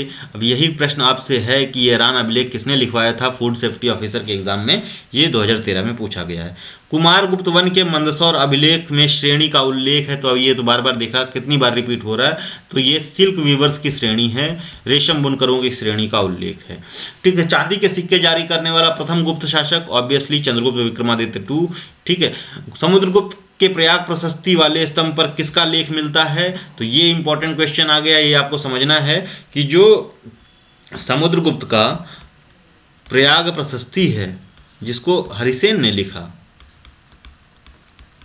हरिसेन ने लिखा, जिसपे समुद्रगुप्त की उपलब्धियों का वर्णन है, गुप्ता काल में लिखा गया, लेकिन यहाँ पे एक इससे पहले का अभिलेख मिला है, वो रानी कौरवकी का है, कौरवकी। ठीक है, और कौरवकी क्वीन थी किसकी, अशोक मौर्य की। ठीक है, अशोक की, इसलिए इसको क्वीन से डाइड भी कहते हैं। ठीक है, इसके बाद जो है समुद्रगुप्त का अभिलेख हरिसेन का मिलता है, इसके बाद यहाँ पे हमको जहांगीर का भी अभिलेख मिलता है। ठीक है, तो यहाँ समुद्रगुप्त के प्रयाग प्रशस्ति वाले स्तंभ पर किसका अभिलेख मिलता है, ऑप्शन में जहांगीर था, तो ये आप लोग सही करके आओगे। कौरवकी भी रहा था तो वो भी सही था। वह गुप्त शासक जिसकी पहली बार अभिलेख जारी करने का दायित्व दिया जाता है, तो ये Samudragupta was the first Gupta ruler जिसने अभिलेख जारी करवाए थे। गुप्त शासक जिसको भारत का नेपोलियन कहा गया, ऑब्वियसली सबको पता है, समुद्रगुप्त। ठीक है, तो यहाँ से आपका गुप्ता पीरियड के क्वेश्चन खत्म हुए। ये इतने गुप्ता पीरियड के क्वेश्चन पूछे गए थे भाई यूपीपीसीएस के, यूपीपीएससी के डिफरेंट एग्जाम में। ठीक है, अब बात करते हैं आगे हर्ष के टाइम पीरियड पे। तो हर्ष की बात आई तो पहले हर्ष की ही बात कर लें। ठीक है, तो हर्ष से जुड़ी 2-3 बातें हैं। ठीक है, तो यहाँ से देखिए हम थोड़ा सा विस्तार में समझते हुए चलते हैं। हर्ष, तो हर्ष इनिशियली जो है ये शैवाइट था। कैसा था, शैव मत को मानने वाला। बाद में वो हिनयान बुद्धिज्म का फॉलोअर बना, हिनयान बुद्धिज्म, और लेटर ऑन ह्यून-सांग के संगत में आके इसने महायान बुद्धिज्म अपना लिया। महायान बुद्धिज्म कभी किसी दूसरे दिन हिनयान महायान में क्या बेसिक डिफरेंसेस हैं हम टैकल करेंगे, देखा भी है थोड़ा बहुत पिछली क्लासेस में, राइट। तो बेसिकली क्या होता है कि अब जो है गुप्ता पीरियड के डिक्लाइन के बाद यहाँ पे पोस्ट गुप्ता पीरियड में कुछ जो है इंपॉर्टेंट डायनेस्टीज हैं जो छोटी छोटी डायनेस्टीज रूल कर रही हैं।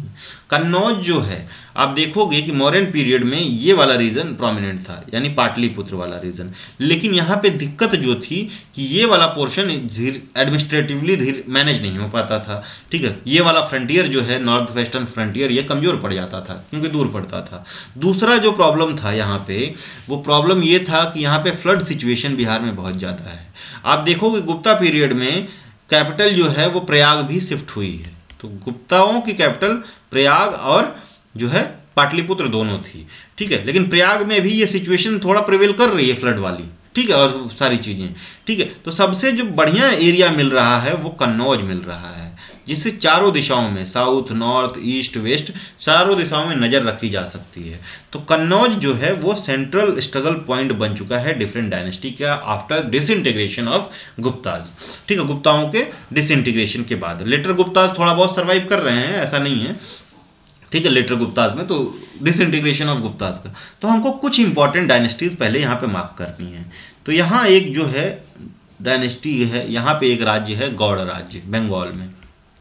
कौन, गौड़ राज्य, और इसका राजा है शशांक, और ये बहुत क्या है, क्रूर है। इसकी जनता यहाँ से परेशान है।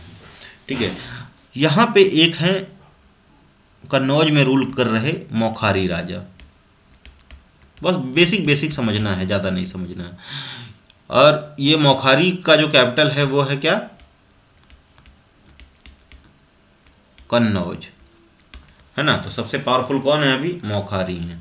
ठीक है, अब इसके थोड़ा सा नॉर्थ में आओगे तो यहाँ पे है स्थानेश्वर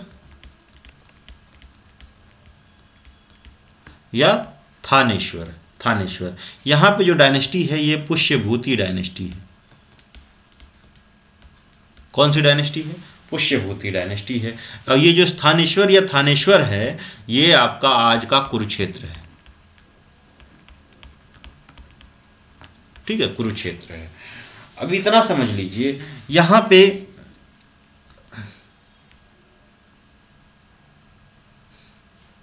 एक मालवा का राज्य है, यहाँ पे भी कुछ इंपॉर्टेंट राज्य हैं, ठीक है।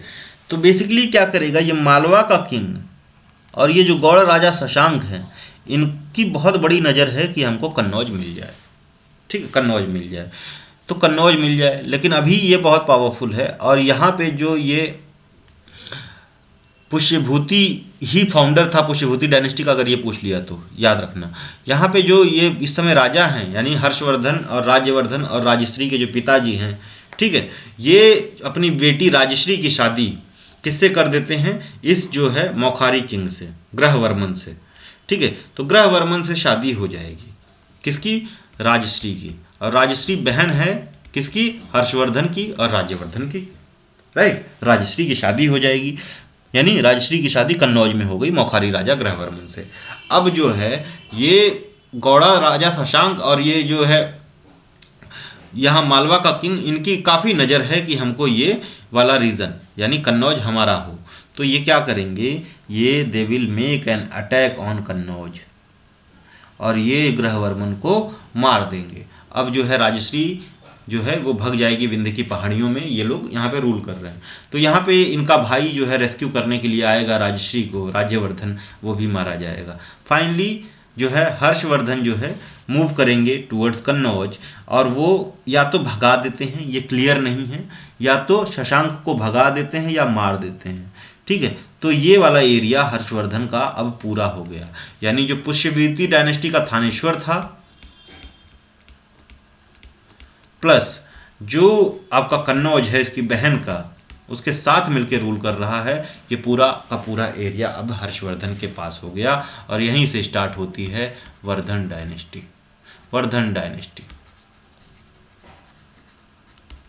ठीक है, हर्षवर्धन।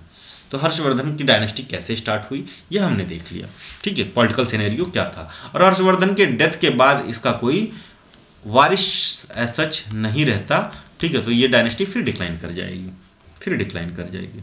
तो आगे चल के देखते हैं कि क्या हो रहा है हर्षवर्धन के समय में। अब यहाँ से तो प्रश्न कुछ अगर आए तो हो सकता है, क्योंकि यूपीएससी ने 2021 में प्रश्न पूछा कि स्थानेश्वर, थानेश्वर हम लोग जनरली पढ़ते हैं, लेकिन यूपीएससी ने पूछा कि स्थानेश्वर इज लोकेटेड वेयर, ठीक है। और ये क्वेश्चन काफ़ी लोगों ने गलत कर दिया, Kurukshetra was the answer, right. UPSC में पूछा हुआ प्रश्न है, ठीक है।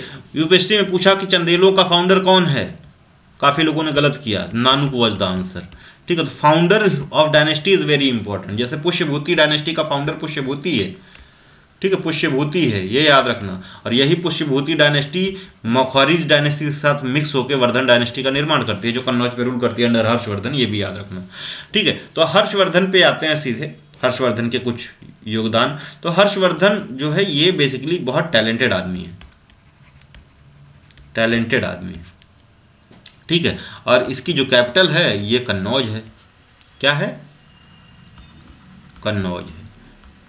तो कन्नौज को एक हम क्या कहते हैं, तो कन्नौज का एक नाम महोदय भी था, यूपीपीसीएस वाले ध्यान देंगे। तो हर्षवर्धन को हम महोदय श्री के नाम से भी जानते हैं, महोदय श्री। दूसरा, हर्षवर्धन जो है ये बहुत टैलेंटेड, मैंने बोला, तो इसने 3 पुस्तकें भी लिखी हैं। एक का नाम है नागनंदा, एक का नाम है रत्नावली, एक का नाम है प्रिय दशिका,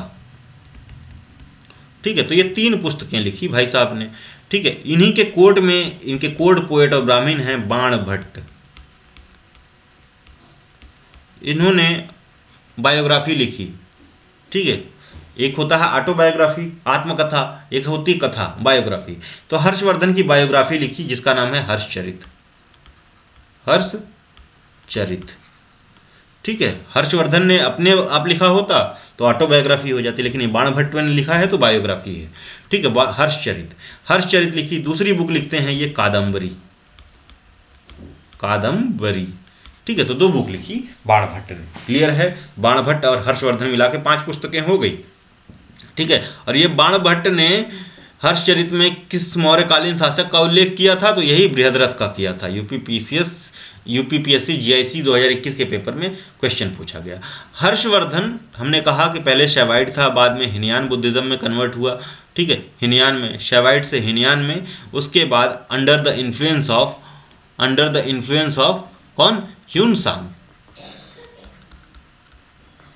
ह्यून-सांग ये महायान बुद्धिज्म को अपनाता है, और महायान बुद्धिज्म को प्रमोट करने का बहुत बड़ा जो है वो था ह्यून-सांग के अंदर, कि हमको कुछ भी करके ये महायान बुद्धिज्म को सबसे श्रेष्ठ दिखाना है। तो हर्षवर्धन भी कहते हैं ठीक है भाई, इतना कोशिश कर रहा है तो लेट्स कॉल एन असेंबली, एक सभा बुलाते हैं। तो ये 5-5 साल पे सभाएं बुलाते थे। 2 ऐसे सभाओं का विवरण मिलता है। एक सभा इन्होंने बुलाई कन्नौज में और एक जो है प्रयाग में। तो ये जो प्रयाग वाली सभा है, यहाँ पे इन पे अटैक भी हो गया था, इवन ऑन जो है ह्यून-सांग, और हर्षवर्धन खुद पे अटैक हो गया था। तो ये 2 सभाएं बुलाई थी। ठीक है, तो ये याद रखना। ठीक है, बाकी ये सही सुमेलन का क्वेश्चन है।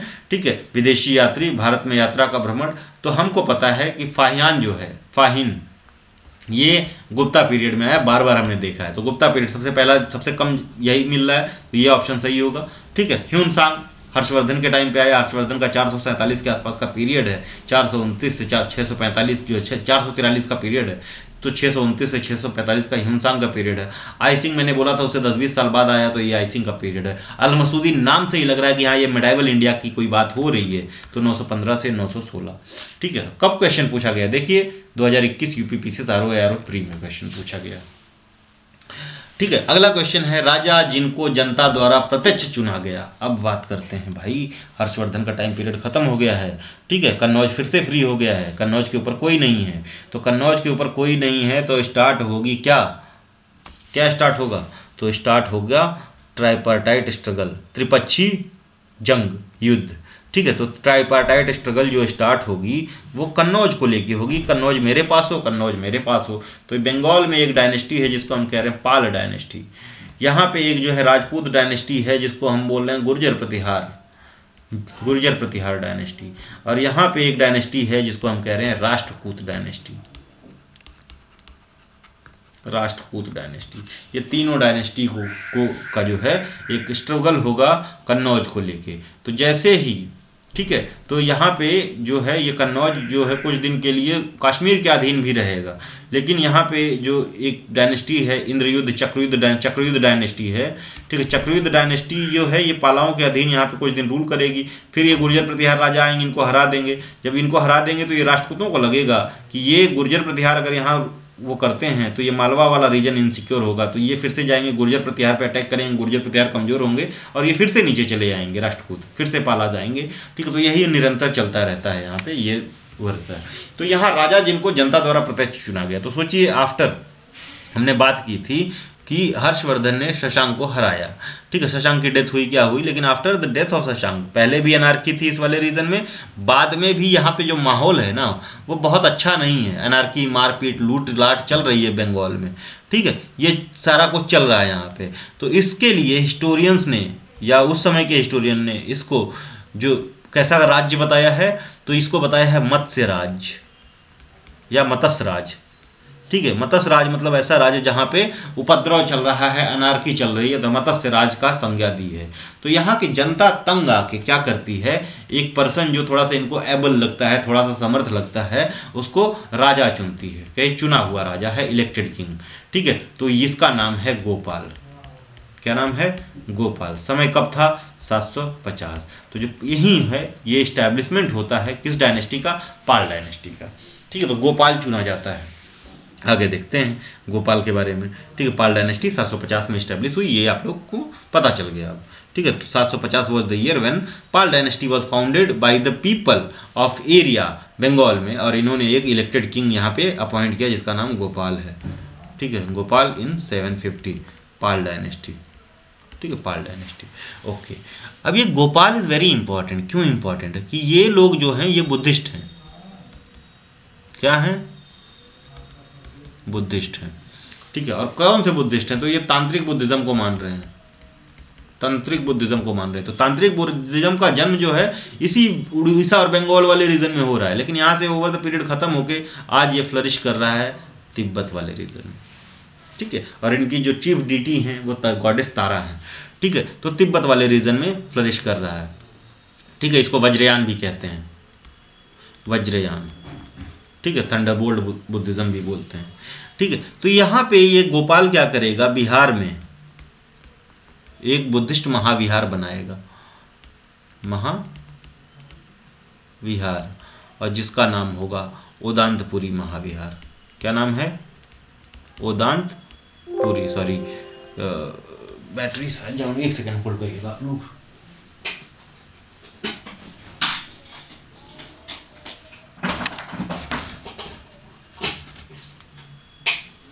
राइट, तो ओदंतपुरी महाविहार बनवाएगा गोपाल।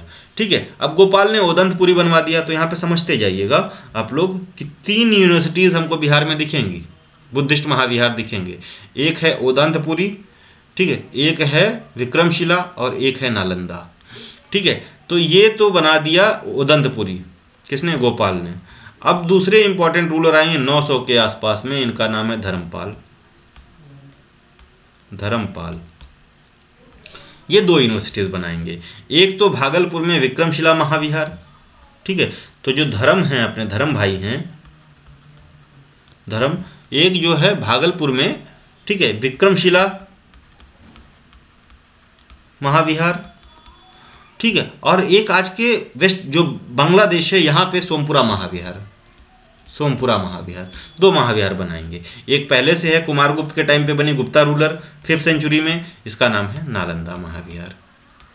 इसको अल्टीमेटली इन तीनों यूनिवर्सिटीज को बख्तियार खिलजी क्रश कर देगा। राइट, आगे बढ़ते हैं। ठीक है, तो यहाँ पे आपने समझ लिया। और एक वल्लभी में भी बुद्धिस्ट महाविहार है, वल्लभी गुजरात में, ये भी याद रखना। ठीक है, वल्लभी गुजरात में। तो राजा जिनको जनता द्वारा प्रत्यक्ष चुना गया वो गोपाल, है ना। ठीक है, यूपी आरओ 2021 में पूछा गया। शासक जिसने 4 अश्वमेध यज्ञों का संपादन किया कौन था, ये बताना है। किसने 4 अश्वमेध युद्ध किए हैं, ये आपको कमेंट में बताना है, कौन सा हिंदू रूलर है। ठीक है, स्तूप जिसमें आर्यक स्तंभ वाले मंच की विशेषताएं मिलती हैं, तो ये 2 स्तूप हैं। ठीक, आर्यक स्तंभ क्या होता है ये आप थोड़ा सा पढ़ के आइएगा, नहीं तो अगली क्लास में हम डिटेल में डिस्कस करेंगे अबाउट आर्यक स्तंभ। तो बेसिकली ये आपको आर्यक स्तंभ की विशेषताएं, बेसिकली यहाँ पे ये जो साउथ वाले स्तंभ हैं, यानी नागार्जुन कोंडा, नागार्जुन और अमरावती में जो स्तूप मिलेंगे, अमरावती में जो स्तूप मिलेंगे उनमें हमको मिलेगा। स्तूप क्या है, तो स्तूप है माउंड, डेड्स का माउंड है। ठीक है, माउंड है, यानी ये शव जहाँ पे दफनाया जाए, इसको स्तूप बोलते हैं। तो यूपीएससी ने पूछा था क्या ये बुद्धिस्ट ऑरिजिन का? नहीं, ये तो वैदिक काल से हमको जो है ये चीज़ें दिख रही हैं। ठीक है, तो ये बुद्धिस्ट ऑरिजिन का नहीं है। ठीक है, तो स्तूपा जो है इस तरह से होता है, अंडाकार। ठीक है, अंडाकार स्तूप होता है। शुरू में ये मिट्टी के बने, ठीक है, बाद में इसमें जो है पत्थर वगैरह लगने लगे। ठीक है, तो सबसे ज़्यादा स्तूप जो है अशोक कहा जाता है, 84,000 स्तूप बनाए हैं। लेकिन जो स्तूपों का आज का मेन निर्माण जो हुआ है, जो इसमें पत्थर वगैरह लगे हैं, ये पोस्ट मॉडर्न पीरियड में स्पेशली अंडर सतवाहनाज और जो है सुंग डायनेस्टी के तहत हुआ। सुंग डायनेस्टी में पुष्यमित्र सुंगा ने तो नहीं करवाया होगा, लेकिन लेटर रूलर उसके पुत्र अग्निमित्र ने शायद करवाया होगा। ठीक है, तो ये इस समय होता है। ओके, तो वल्लभी विश्वविद्यालय स्थित है, अभी मैंने बात की, तो गुजरात में है। ठीक है, 6ठी शताब्दी में एक मौर्य वंश कहाँ शासन करता था? ठीक है, 6ठी शताब्दी 7वीं शताब्दी में तो लाट नाम की एक जगह है। तो लाट क्या है? आज का जो कच्छ वाला रीजन है, गुजरात वाला रीजन, इसको लाट प्रदेश कहा जाता है, यहाँ पे रूल करता था। कदम्बों की राजधानी बनवासी स्थित थी। तो आप देखोगे यहाँ पे, तो ये देखिए, ये है कदम्बाज की वो, और इनकी राजधानी यहाँ है बनवासी, जो प्रेजेंट डे गोवा है, गोवा। ठीक है, बाकी और चीज़ें आप लोग देख लीजिएगा यहाँ पे। ठीक है, तो गोवा में स्थित थी, गोवा। ठीक है, गोवा। आगे बढ़ें। ठीक है, प्रतिहार अभिलेखों में संदर्भित सिक्कों का नाम था, गुर्जर प्रतिहार अभिलेख जो मिले हैं उसमें जो सिक्के हैं उसका नाम दिया गया है द्रम। अब समझिए, ये तो प्रतिहार काफी देर से आए। ये द्रम और द्रमचा जैसा नाम हमको 1st सेंचुरी सीई में मिल गया है। और कहाँ मिला है? तो इंडो ग्रीक कॉइन्स में। ठीक है, तो ग्रीक में द्रम मतलब जो कॉइन द्रमचा दिया गया, और यही बाद में हमको प्रतिहारों में भी मिला, बाद में इसी से निकल के दाम आया कि क्या दाम है, कितने दाम का है। ठीक है, तो ये याद रखना। मध्य प्रदेश के हर्षूल शहर का निर्माण किसने करवाया था? तो Harsud city of the Madhya Pradesh was founded by Harshvardhan. Harshvardhan, सम्राट हर्षवर्धन ने 2 महान धार्मिक सम्मेलनों का आयोजन किया था, अभी बात की कि एक प्रयाग में और एक कन्नौज में। ठीक है, कन्नौज में। ठीक है, तो यहाँ से हमारा जो है एंशिएंट इंडिया समाप्त होता है। अभी हम जो है अगले लेक्चर में बात करेंगे अबाउट जो है थोड़ा सा आर्किटेक्चर देखेंगे, आर्ट एंड कल्चर देखेंगे, और जो है अर्ली मेडाइवल इंडिया देखेंगे। तो एक लेक्चर और आपका मतलब पूरा का पूरा एंशिएंट और अर्ली मेडाइवल खत्म हो जाएगा, अर्ली मेडाइवल खत्म हो जाएगा। तो एंशिएंट इंडिया खत्म हो चुका है, जितने प्रश्न पूछे गए। अब आर्किटेक्चर वाले कुछ प्रश्न बचे हैं और अर्ली मेडाइवल इंडिया वाले प्रश्न बचे हैं, जिसको will tackle in our next lecture. बाकी हमारे प्रोग्राम से जुड़ने के लिए आप हमारी स्ट्रेटजी वीडियो देख सकते हैं, उसमें आपको भली भांति समझा दिया जाएगा कि कैसे कैसे कैसे ज्वाइन करना है। Link in the description share कर दिया जाएगा, एक लिफलेट होगा, उस पर भी डिटेल मिलेगी, तो डिस्क्रिप्शन में जाके आप देख सकते हैं। फॉर मोर डिटेल्स जरूर ज्वाइन करिए हमारा टेलीग्राम चैनल फोकल IAS, जिससे कि आप अपडेटेड रहें। यहाँ पे आपको डेली क्विजेज वगैरह सारी चीजें मिलेंगी, करंट अफेयर के अपडेट्स मिलते रहेंगे। तो please stay connected. Thank you, धन्यवाद, थैंक्स फॉर वॉचिंग।